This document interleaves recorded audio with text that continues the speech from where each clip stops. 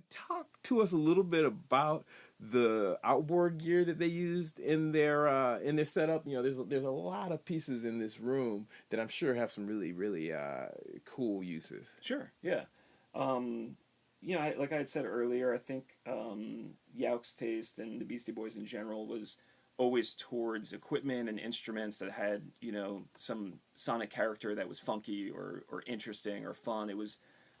Nothing was chosen because it was clean or sterile or precise. There was a desire to use stuff that had some individual character, and was inspiring to use for that reason. So I think a lot of the outboard gear falls into that category.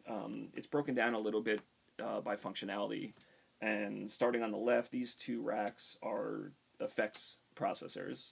And a lot of them are vintage, older effects processors. You can tell because there's not screens on all of it. It's all knobs and sliders. It's a selection of reverbs and delays for the most part.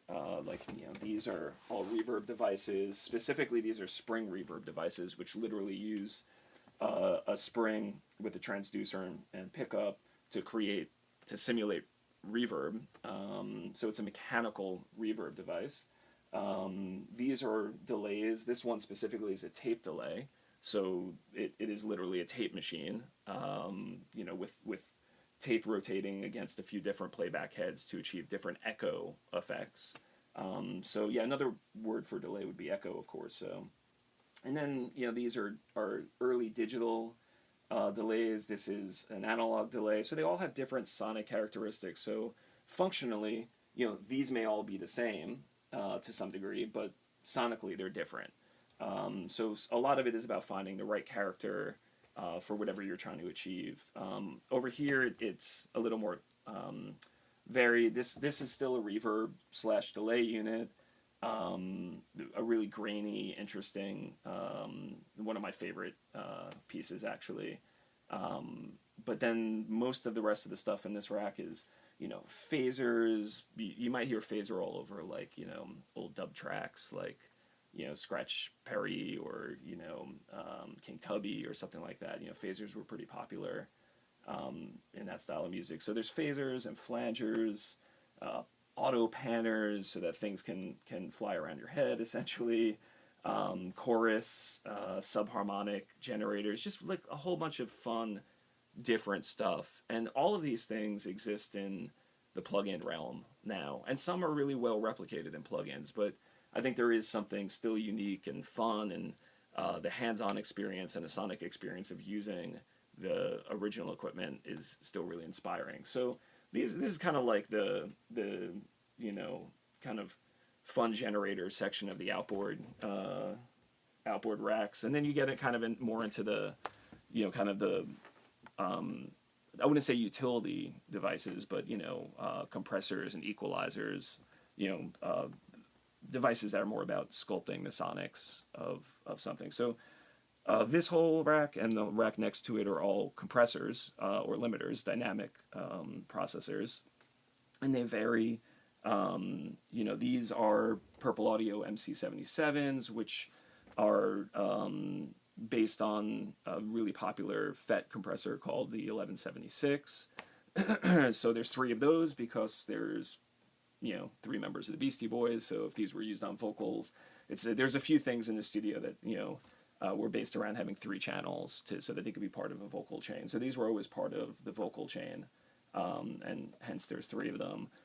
This is an early Neve compressor limiter, which uses a different style of circuitry for compression and has its own unique sound, as does everything else in this rack. So, there's VCA compressors. They all achieve the same thing, but by different means, and therefore they all sound a little different. The rack next to it is all tube compressors and limiters, and some of them are, rather old. So you have an old Altec 436 tube limiter, a couple of Gates tube limiters, a CBS.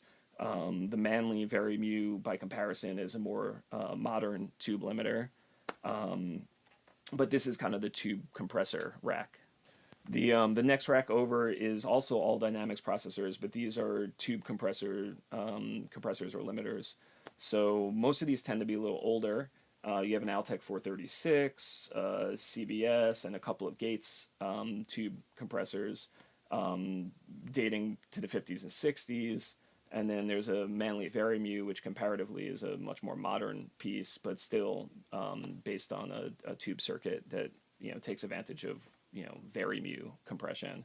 So those two racks are dynamics, and the last rack over is a bit of a catch-all. The first two units are thermionic culture vultures, which are essentially distortion generators. So to create grit on anything, but I think they were used a lot on vocals in conjunction with three channels of the purple. We have four channels over here of culture vulture, but because they needed three, it was one per member of the band. So it's a tube device that gives you a lot of control over what kind of grit, distortion, or harmonics you're generating on the sound. So this is another device that's sole purpose is to step away from the clean, sterile, boring, mic into a clean pre straight into Pro Tools vibe, because that's definitely not where the band was coming from or what the studio was based on.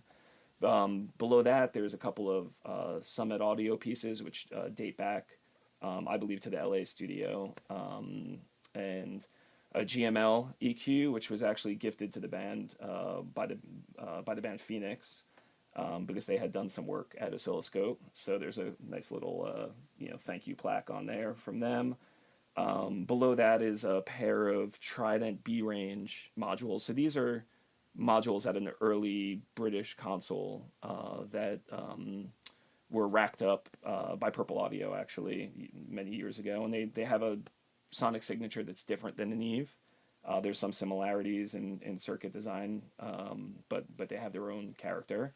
And then there's a few EQs and de-essers below that as well. So that kind of rounds out the main credenza of outboard gear. And this gear was all added in different passes. So, like I said, the Summits and a couple of these effects, were from the Beastie Boys studio in LA. And then items were added between, 2002, when the first version of Oscilloscope went together, until 2012, when this board was added and additional outboard gear was purchased. So there's a varied history here, which is nice. That rounds out this whole credenza of outboard gear, which I should also note, this actual furniture is from the old Oscilloscope. We brought it over here to NYU, so there's something that ties the two studios together furniture-wise as well. So hence it being a little worn over the years. But this is exactly how everything was laid out there, and we replicated it here for continuity.